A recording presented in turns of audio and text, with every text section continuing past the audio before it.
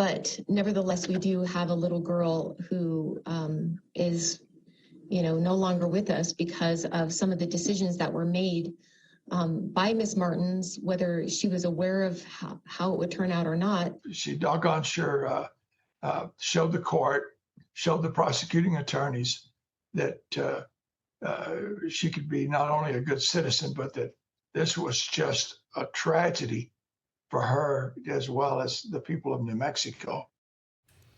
It's a tragedy our state will never get over, and tonight it starts a new chapter.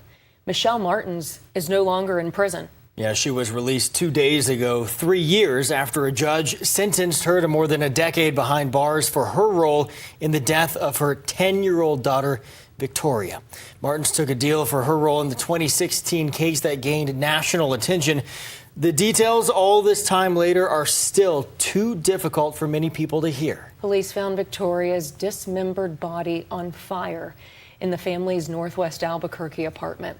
Hours later, they arrested Martens, her boyfriend, Fabian Gonzalez, and his cousin, Jessica Kelly.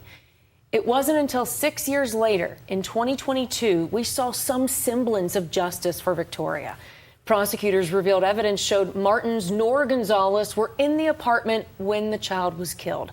So they reduced their charges, and Martens took a deal to testify against Gonzalez and Kelly. A judge sentenced Martens to 12 years in prison. However, again, she was released only 2 days ago because she got credit for all the time she was behind bars before her sentencing. And now she begins 5 years of probation and parole. So what exactly is that going to look like for Martens? And how is our community who grieved her daughter reacting to the fact she is now essentially a free woman? Her attorney gave us some perspective today. Michelle is one of those people that was never an evil person, never a difficult person. Followed directions, a very naive young woman when I first met her, naive about everything that was going on in the world around her. Hopefully she gets out and gets started again. I know her. She'll take whatever programs they recommend. She will do everything they require her to do because she's just that way. Hopefully she gets to enjoy some peace in the latter years of her life. And I wish her well. It's fair to say that's not exactly how other New Mexicans see it, especially those who took up the cause to find justice for Victoria, many who never knew her before hearing about her murder. Alika Medina spoke to one of those local advocates. So, Alika, did he know Martens was released? No, Joshua Perez had no idea until we reported it earlier today. He says outrage doesn't even begin to describe how he feels, but he's not giving up his mission for Victoria and other vulnerable kids in our state. I think New Mexico has failed a lot of kids. For the past 9 years, Joshua Perez has celebrated the life Victoria Martens never got to experience. I felt like God put people to stick up for Victoria because obviously she didn't have a mom. Obviously, I didn't see no father. I didn't see her family sticking up for her. I felt that this was only right. He organized protests demanding justice for the 10-year-old and threw parties for the community to mark her birthday every year. But when Perez learned Victoria's mother, Michelle Martens, got out of prison this week. It makes me sick. I don't think, I'm sorry to say, I don't think she could show face. I know this community's outraged. They're mad right now, getting a lot of messages on my Facebook. People are so upset about this. And I hope that she don't feel that she could show her face around us. He doesn't think it's fair she'll get a taste of freedom and doesn't know if New Mexico should be in her future for long. She's going to go get a burger in her mouth. Her kid's 6 feet under. I hope you move out of this state. We don't want you here. You're not welcome in New Mexico. You took your daughter's life, and you're going to live with that. And he'll continue to stand up for Victoria and any other child in our state who needs him. We don't know what she went through, and it's sad. So I think that's why, her story brought light to the nation. And it's time we save our children and protect our children like adults, like we're supposed to. Perez says he hopes this case gets state lawmakers' attention and leads to justice system reforms in the future. And he says he believes in Victoria's case there were red flags before her death. He wants to remind Mexicans, if you think something wrong is happening to a child, don't hesitate to report it. Tessa, Trevor. Alika, thank you so much. So you can clearly tell there is still outrage and also, though, a lot of doubt about what truly happened that night.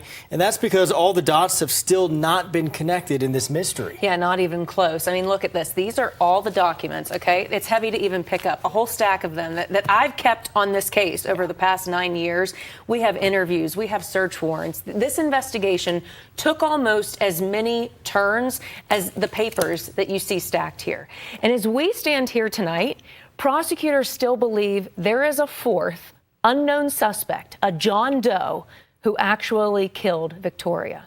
They found a small amount of male DNA on her back. In fact, it's so small, they can't run it through any kind of database to make a connection. They have to compare it to individual DNA samples, and out of more than a dozen they've collected, there's no match. Now, as for the other known suspects, Fabian Gonzalez is serving more than 37 years in prison. A jury convicted him on child abuse and tampering with evidence charges, agreeing he helped dismember Victoria. At his sentencing in 2022, Judge Cindy Leos said she believes every part of that tragic night somehow circles around him. If it were not for Mr. Gonzalez, there is no question in my mind that Victoria Martens would still be alive. He was the conduit for her death. Meanwhile, Jessica Kelly, who had just gotten out of prison days before Victoria's murder, is serving a 44-year sentence. Although she was the only suspect proven to actually be in the apartment when Victoria was killed, she pleaded no contest to the same reduced charges as Gonzalez. Victoria's grandparents revealed to her their true feelings during her sentencing back in 2022. This is one evil person that does not belong on the street or even on this earth. We are asking that you put her away so she cannot do this to anyone else. We thank the Lord. You might recall that our now State Attorney General Raul Torres was the Bernalillo County District Attorney who oversaw all these prosecutions. His chief of staff released a statement today on Michelle Martens' release. She says Martens has served the time for which she was convicted, also noting that Fabian Gonzalez and Jessica Kelly received significantly longer sentences for their roles in the crime.